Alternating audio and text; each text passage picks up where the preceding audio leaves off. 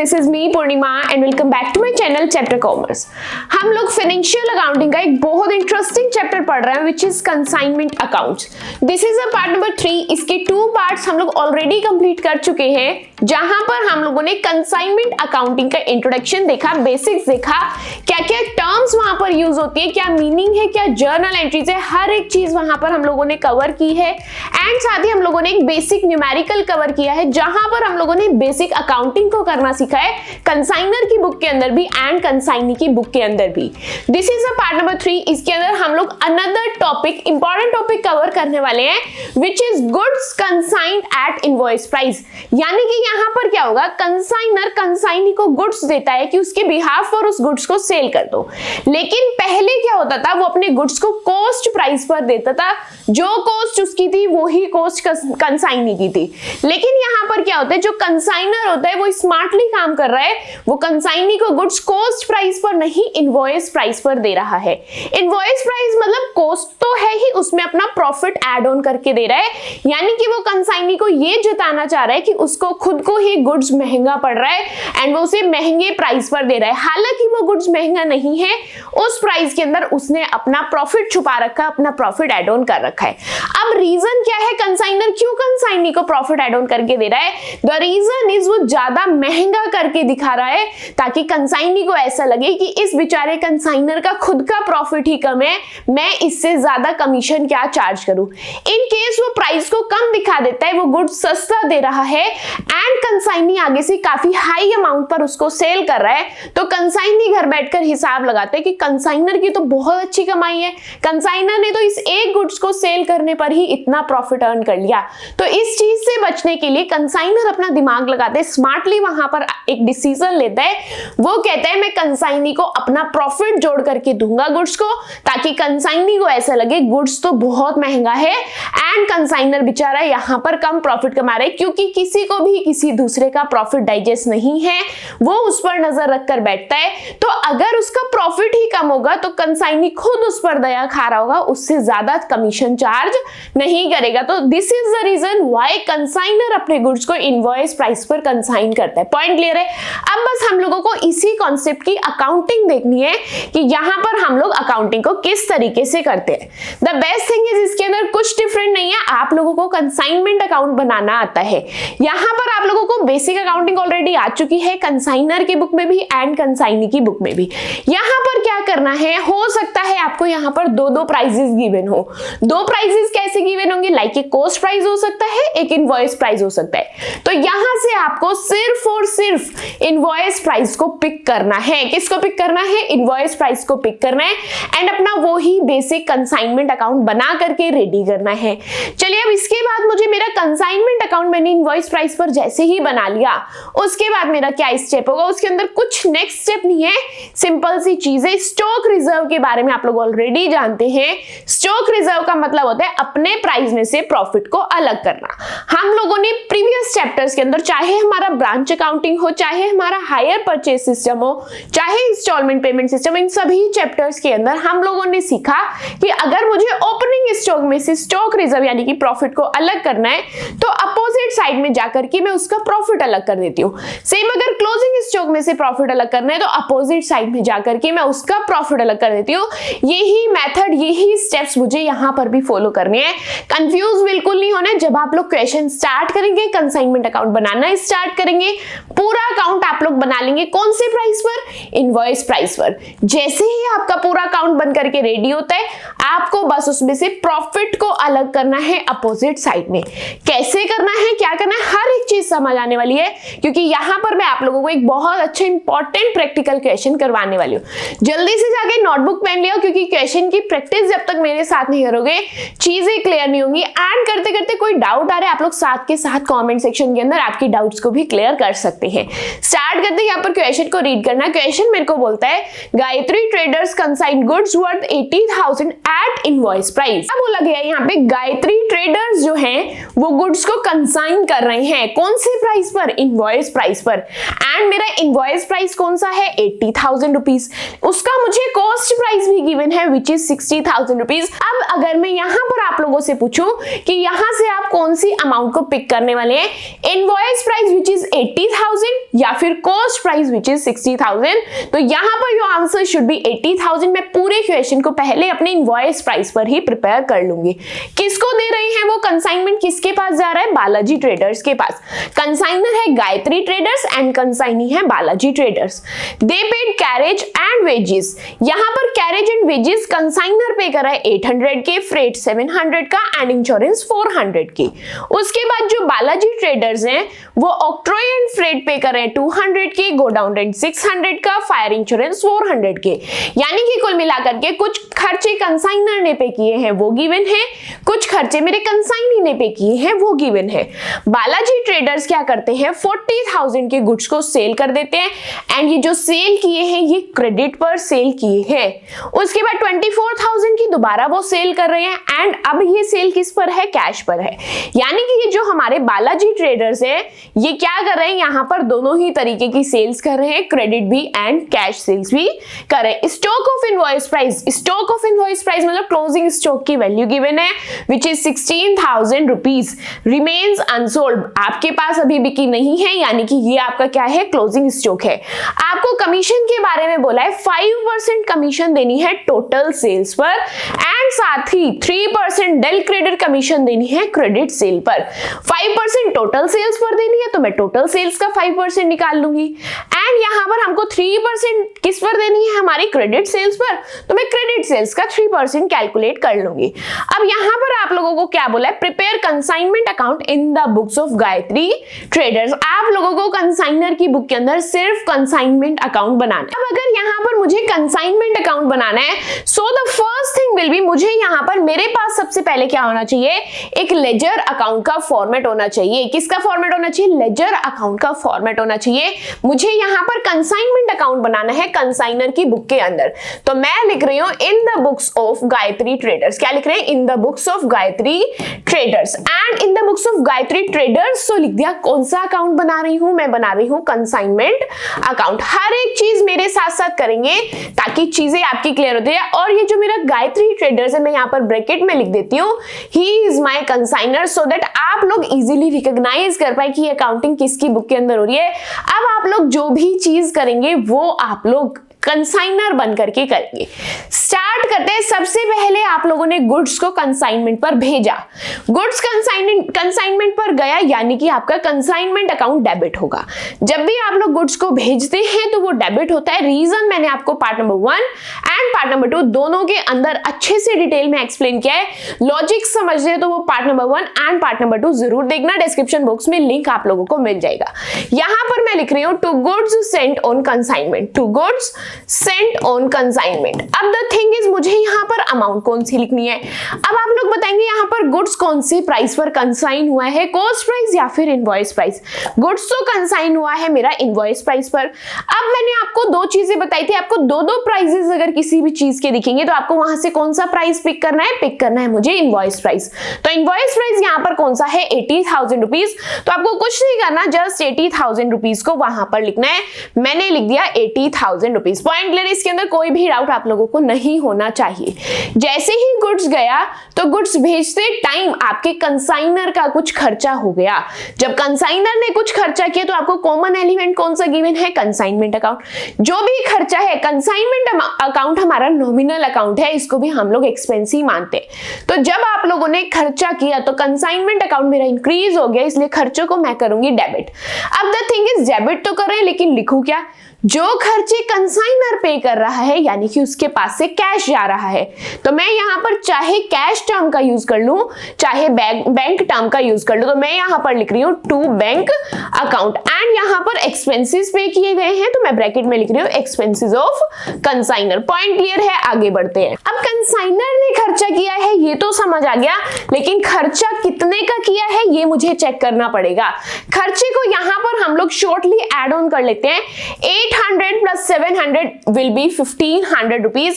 1500 1500 plus 400 will be 1900 rupees, यानी कि consignor ने टोटल 1900 का खर्चा किया है। तो मैं वहां पर शॉर्टली जाकर 1900 रुपीज लिख दूंगी, अलग अलग से करके नहीं लिखूंगी। आप लोग चाहे तो यहाँ पर अलग अलग डिनोट भी कर सकते हैं कि कौन सा खर्चा कितने का है, कौन सा खर्चा कितने का है, टोटल लगा करके बाहर भी 1900 लिख सकते हैं। द मेन थिंग इज आप लोगों ने यहाँ पर बाहर अमाउंट वाले कॉलम के अंदर 1900 को लिखना है। अब यहाँ पर कंसाइनर ने तो खर्चे दे दिए, उसके बाद कुछ खर्चे कंसाइनी ने भी दिए हैं, बट इन रियलिटी कंसाइनी का खुद का कोई खर्चा नहीं होता। जो खर्चे कंसाइनी कर रहा है एक्चुअल में वो खर्चा भी कंसाइनर का है। तो अब जो खर्चा कंसाइनी ने किया है वो खर्चा भी कौन पे करने वाला है? कंसाइनर। तो यानी कि कंसाइनर के कंसाइनमेंट अकाउंट में लिखा जाएगा। लेकिन जब मैं खुद पे करती थी तो मैं बैंक का नाम लिखती हूँ, अब मेरे बजाय कंसाइनी पे कर रहा है तो मैं यहाँ पर कंसाइनी का नाम लिखूंगी। कंसाइनी का नाम क्या है? क्वेश्चन में एक बार कंसाइनी का नाम चेक करते हैं। उसका नाम है बालाजी ट्रेडर्स। क्या नाम है कंसाइनी का? बालाजी ट्रेडर्स। पॉइंट क्लियर है। अब उसके बाद मुझे यहाँ पर हर एक खर्चे को देखना है कि इसने किस किस चीज का कौन कौन सा कितना कितना खर्चा किया है। हर एक चीज को पिक करेंगे एंड वहां पर पहुंचा देंगे। बालाजी ट्रेडर्स ने ऑक्ट्रॉय एंड फ्रेट पे किए हैं 200 के, तो मैं पहले यही लिख देती हूँ। ऑक्ट्रॉय पे किया है, यहां पर लिखा ऑक्ट्रॉय एंड फ्रेट 200 रुपीज के, अमाउंट फिल कर देते हैं 200 रुपीज। नेक्स्ट अपनी अमाउंट को पिक करके आते हैं। नेक्स्ट इन्होंने क्या खर्चा किया है? Godown rent. क्या खर्चा किया है? गोडाउन रेंट 600 का एंड फायर इंश्योरेंस 400 की। क्या किया है? गोडाउन रेंट दिया है 600 रुपीज का, यहां पर नोट डाउन करेंगे। गोडाउन रेंट किया है 600 का एंड फायर इंश्योरेंस किया है 400 का। उस चीज को हम लोगों ने यहां पर एड ऑन करना है एंड देखते हैं क्या इसके अलावा और कोई खर्चा वहां पर उन्होंने किया है। Your answer should be no. Insurance उसका लास्ट खर्चा था। अब यहां पर मुझे क्या करना है? Nothing else. अपने फॉर्मेट में जाके इन सभी खर्चों को एड ऑन करके हम लोग बाहर लिखने वाले हैं। द टोटल इज 1200 रुपीज, यानी कि कंसाइनी ने हमारे लिए 1200 का खर्चा किया है। अब उसके बाद क्या होता है? क्वेश्चन हमें खुद बताता है, खुद ही उसने स्टेप्स दिए हैं। हर एक स्टेप को जस्ट मुझे कंसाइनमेंट अकाउंट के अंदर करना है। बालाजी ट्रेडर्स अब यहाँ पर गुड्स को सेल कर रहे हैं 40,000 रुपीज में, तो मुझे इसी चीज को मेरे कंसाइनमेंट अकाउंट के अंदर लिखना है। कैसे है इस चीज को, वो चीज समझ लेते हैं। अब सेल्स किसने की है? बालाजी ट्रेडर्स ने। किसने की है? बालाजी ट्रेडर्स ने। इसीलिए हम लोग यहाँ पर उन्हीं का नाम लिखेंगे, बाय बालाजी ट्रेडर्स। लेकिन ब्रैकेट में ये जरूर डिटरमाइन कर देंगे कि ये सेल्स की अमाउंट है and the amount is 40,000 rupees. Point clear है? सेल्स आएगी हमेशा क्रेडिट साइड में, क्योंकि सेल्स होने से हमारा कंसाइनमेंट कम हो जाता है। पॉइंट क्लियर है? अब नेक्स्ट चलते हैं। नेक्स्ट यहाँ पर मुझे क्वेश्चन ने क्या बोला है? जैसे ही सेल्स होती है, अब सेल्स यहाँ पर 40,000 तो हम लोगों ने लिख दी, लेकिन ये 40,000 क्रेडिट सेल्स थी, तो हम लोगों को वहां पर जाकर अमाउंट करेक्ट करनी पड़ेगी। 40,000 क्रेडिट सेल्स है एंड 24,000 कैश सेल्स है। तो मैं कैसे लिखने वाली हूं? क्रेडिट सेल्स है यहाँ पर 40,000 की एंड कैश सेल्स है यहाँ पर 24,000 की, यानी कि टोटल सेल्स है 64,000 की। टोटल सेल्स कितने की है? 64,000 की। पॉइंट क्लियर है या फिर नहीं? इसके अंदर आप लोगों को अलग अलग यानी कि कैश एंड क्रेडिट की अलग अलग सेल्स गिवन है। आगे बढ़ते हैं और चेक करते हैं क्वेश्चन ने नेक्स्ट मुझे क्या बोला है। जैसे ही सेल्स होती है तो कंसाइनी कॉल करता है कि सेल्स तो हो गई, अब नेक्स्ट क्या? नेक्स्ट देनी है हम लोगों को कमीशन। कंसाइनर देगा कमीशन। कमीशन कैसे देनी है ध्यान से समझना। 5% कमीशन जाएगी टोटल सेल्स पर। क्या करना है? बस वर्किंग नोट के अंदर वैसे वैसे करते जाओ जैसे जैसे क्वेश्चन ने बोला है। यहां पर हम लोग क्या कर रहे हैं? Calculation of commission. सबसे पहले क्या करना है हमको? 5% of total sales. 5% of total sales will be कैसे कैलकुलेट करेंगे? 5/100 मल्टीप्लाई टोटल सेल्स कितने की थी? 40,000 credit sales plus 24,000 is your cash sales, यानी कि 64,000 की आपकी टोटल सेल्स थी। तो आप लोगों को 64,000 का 5% कैलकुलेट करना है। अमाउंट क्या आएगी? 3200 रुपीज। अमाउंट क्या आएगी? 3200 रुपीज। उसके बाद 3% आपको डेल क्रेडिट कमीशन देनी है क्रेडिट सेल्स पर। यहां बोला है 3% डेल क्रेडिट कमीशन देनी है क्रेडिट सेल्स पर। तो अब मुझे क्या करना है? नथिंग एल्स 3% निकालना है। 3% निकाला किसका? क्रेडिट सेल्स का। एंड क्रेडिट सेल्स कितने की है यहाँ पर? 40,000 रुपीज की। कितने की है क्रेडिट सेल्स? 40,000 रुपीज की। अब जस्ट 3% निकालना है एंड चेक करना है अमाउंट क्या है। Your amount will be 1200 rupees. क्या अमाउंट आ रही है? 1200 रुपीज। अब अगर मैं यहाँ पर टोटल टोटल चेक करूं 4400 रुपीज की मेरी टोटल कमीशन जाएगी, यानी कि कंसाइनी को मुझे टोटल कमीशन 4400 रुपीज की देनी पड़ेगी। अब मैं क्या लिखने वाली हूं, ध्यान से समझना। चलते हैं हमारे सॉल्यूशन के अंदर। यहां पर लिखेंगे किसको देनी है कमीशन, बालाजी ट्रेडर्स को। तो मैंने यहां पर लिखा टू बालाजी ट्रेडर्स। क्या लिखा, to Balaji traders, and bracket के अंदर लिखेंगे ये हमारी कमीशन की अमाउंट है। एंड ये कमीशन कहां से चेक करनी है आप लोगों को, वर्किंग नोट नंबर 1 से चेक करनी है। अमाउंट क्या है, 4400 रुपीज। ऑलमोस्ट क्वेश्चन आपका कंप्लीट होता जा रहा है। उसके बाद क्या करना है, एक चीज हम लोगों ने छोड़ दी है, विच इज यहां पर stock of invoice price rupees 16,000। यहां पर आप लोगों के क्लोजिंग स्टॉक की वैल्यू गिवन है 16,000 रुपीज। क्या वैल्यू गिवन है, 16,000 रुपीज।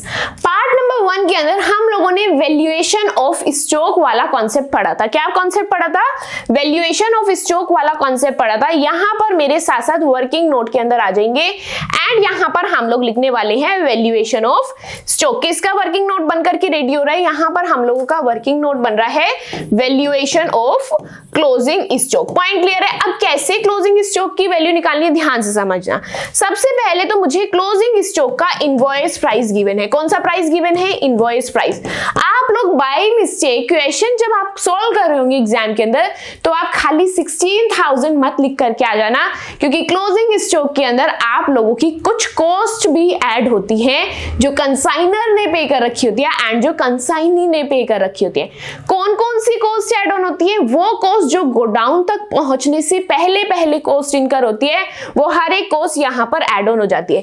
तो इनवॉइस प्राइस तो मुझे गिवन है 16,000 रुपीज का। अब मुझे चेक करना है कि यहां पर एक्सपेंसेस कितने हैं कंसाइनर के, कंसाइनर ने कितने एक्सपेंसेस पे कर रखे हैं। क्वेश्चन में चलते हैं एंड समझते हैं।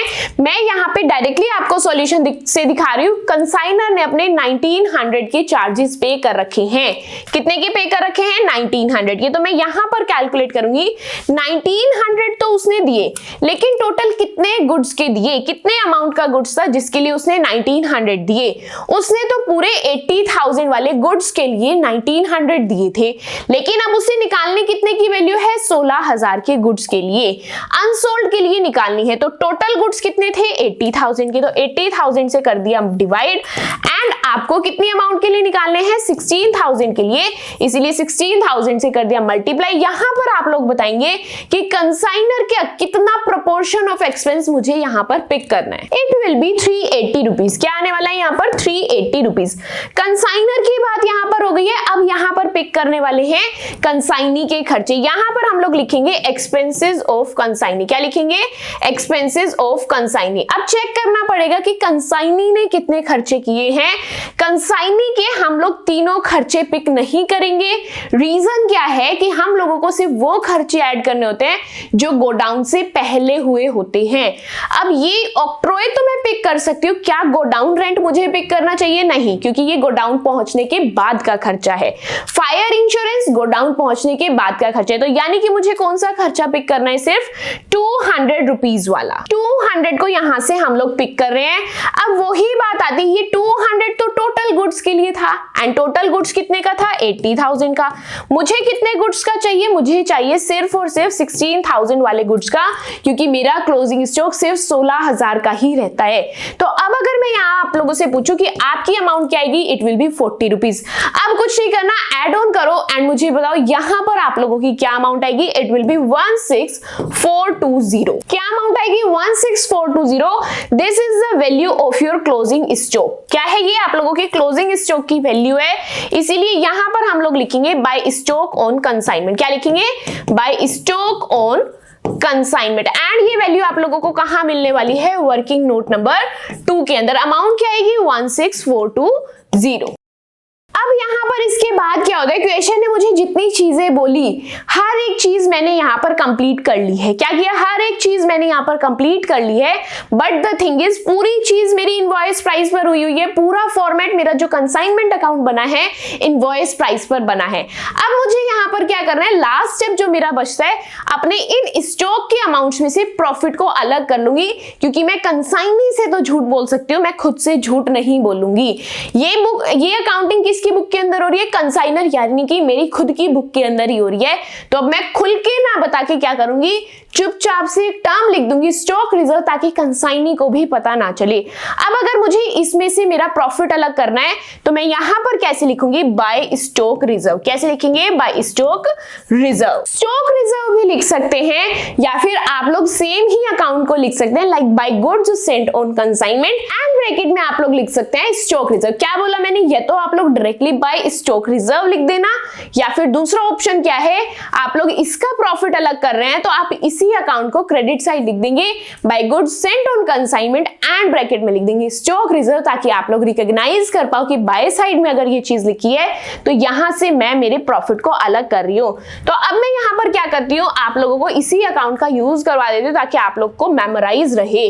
क्या लिखने वाले हैं यहां पर हम लोग, by goods sent on consignment account, goods sent on consignment account. अब ब्रैकेट में मैं लिख रही हूं ये है मेरा स्टॉक रिजर्व। अब द थिंग इज इसकी अमाउंट हम लोगों को कैसे निकालनी है, हमें क्या करना है, प्रॉफिट को अलग करना है। अब आप लोग क्वेश्चन में मेरे साथ चलेंगे एंड बताएंगे क्या इसमें से प्रॉफिट अलग करना आप लोगों के लिए डिफिकल्ट था।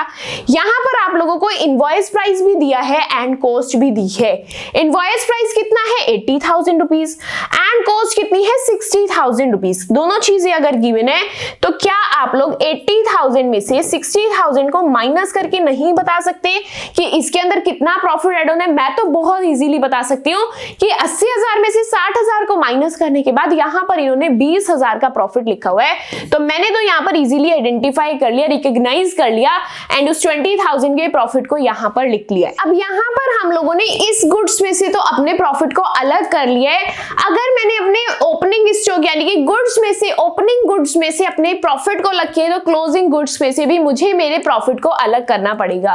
क्लोजिंग गुड्स यानी कि यहां पर आपके क्लोजिंग स्टॉक की बात हो रही है जो आपको क्वेश्चन में गिवन है। अब आप लोग कंफ्यूज कहां पर होंगे, एग्जाम में कहां मिस्टेक करके आ सकते हैं, इन चीजों को, इन बातों को आप लोग स्टार मार्क करके लिख लेंगे ताकि एग्जाम से पहले बस अपने ये 2-3 स्टार मार्क किए हुए पॉइंट्स पढ़ जाओ एंड आप मिस्टेक करने से बच जाएंगे। अब द थिंग इज जैसे मुझे मेरे क्लोजिंग स्टॉक से प्रॉफिट को अलग करना है तो आप लोग वहां पर क्या करेंगे, इस अमाउंट को उठाएंगे एंड इसमें से प्रॉफिट को अलग कर देंगे। ऐसा नहीं करना है क्योंकि इस अमाउंट के अंदर मेरे कुछ और खर्चे भी जुड़े हुए हैं, खाली क्लोजिंग स्टॉक की अमाउंट नहीं है। तो मुझे यहां पर क्या चाहिए, खाली क्लोजिंग स्टॉक की अमाउंट चाहिए एंड खाली क्लोजिंग स्टॉक की अमाउंट थी 16,000 रुपीज। क्या अमाउंट थी 16,000 रुपीज। अब कैसे मैं निकाल रही हूं ध्यान से समझना, यहां पर मैं लिख रही हूं टू स्टॉक रिजर्व या फिर स्टॉक रिजर्व की बजाय स्टॉक सस्पेंस भी लिख सकते हैं। तो मैं यहां पर लिख रही हूं टू स्टॉक सस्पेंस अकाउंट। अब अमाउंट कैसे लिखनी है ध्यान से समझना, स्क्रीन पर आप लोगों का कंसंट्रेशन होना चाहिए ताकि आप लोग मिस्टेक्स करने से बच जाए।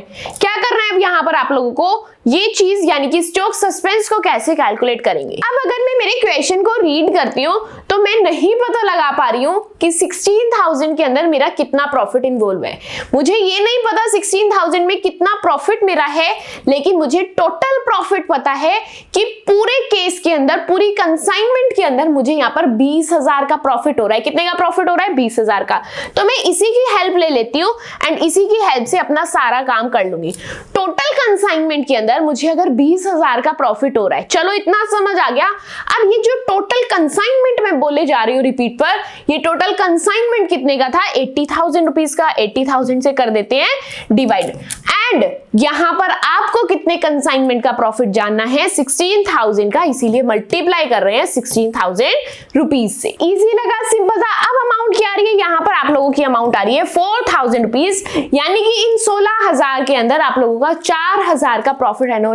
That's it. यहां पर आप लोगों ने कंसाइनमेंट अकाउंट बना लिया है। When your goods are consigned at invoice price, ये था आपका कॉन्सेप्ट। जब आप लोग आपके गुड्स को इनवॉइस प्राइस पर कंसाइन करते हैं, इजी सा सिंपल सा कॉन्सेप्ट है, कुछ नहीं करना, पूरी अकाउंटिंग अपनी इनवॉइस प्राइस पर कर लो। लास्ट में 2 काम कर रहे हैं, अपने गुड्स सेंट में से भी अपना स्टॉक रिजर्व निकालना है एंड यहाँ पर क्लोजिंग स्टॉक में से भी अपना स्टॉक रिजर्व या फिर स्टॉक सस्पेंस को अलग अलग करना है। अब the last thing is account की टोटलिंग करनी है एंड अकाउंट की बैलेंसिंग करनी है। टोटलिंग करते हैं यहाँ पर एंड यहाँ पर मेरा क्रेडिट साइड का टोटल बढ़ाएगा which is 1,420 rupees. Same he total मैं मेरे डेबिट साइड में लिख दूंगी 1,004,2 920। अब द लास्ट थिंग इज मुझे अकाउंट की बैलेंसिंग करनी है एंड बैलेंसिंग फिगर को ट्रांसफर करेंगे statement of profit and loss के अंदर या फिर प्रॉफिट एंड लॉस अकाउंट के अंदर। तो यहां पर हम लोग लिख देते हैं to profit and loss account and ये जो मेरी अमाउंट होगी ये होगी मेरे प्रॉफिट की अमाउंट। जल्दी से अमाउंट कैलकुलेट करो एंड यहां पर अपनी अमाउंट को फिल करते हैं। It will be 8920। अमाउंट क्या आएगी आप लोगों की 8920। इसी के साथ हम लोगों ने हमारा एक नया कॉन्सेप्ट करना सीख लिया, एक नए कॉन्सेप्ट को यहां पर समझे।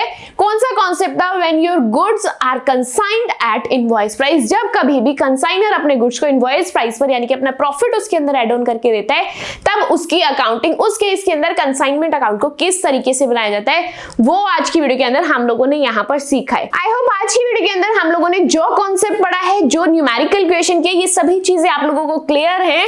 स्टिल माइंड के अंदर आप लोगों को कोई भी डाउट हो रहा है आप लोग मुझसे कमेंट सेक्शन के अंदर पूछ सकते हैं ताकि वहां पर मैं आप लोगों के डाउट्स को सॉल्व कर पाऊं। साथ ही स्क्रीन पर आप लोगों के लिए एक बहुत अच्छा सा होमवर्क क्वेश्चन दिख रहा होगा। इस क्वेश्चन को आप लोग खुद से सॉल्व करेंगे एंड कमेंट करके अपने आंसर जरूर बताएंगे।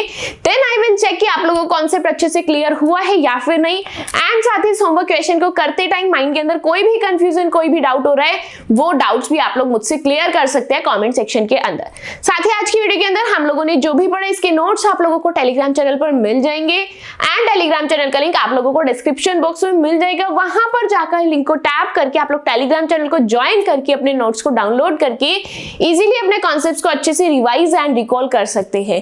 साथ ही अगर अभी तक आप लोगों ने कंसाइनमेंट अकाउंटिंग के part number 1 and part number 2 को कंप्लीट नहीं किया है तो कंसाइनमेंट अकाउंट्स की प्लेलिस्ट का लिंक भी आप लोगों को डिस्क्रिप्शन बॉक्स में मिलने वाला है। लिंक को टैप करके आप लोग इस चैप्टर को सीक्वेंस एंड सीरीज से कंप्लीट कर सकते हैं। साथ ही आज का क्वेश्चन इंटरेस्टिंग लगा है, कॉन्सेप्ट्स अच्छे से समझ आ रहे हैं, चैप्टर इंटरेस्टिंग लग रहा है तो आपका रिव्यू कमेंट सेक्शन के अंदर जरूर शेयर करना। एंड वीडियो पसंद आई तो don't forget to like my video and subscribe to my channel which is Chapter commerce.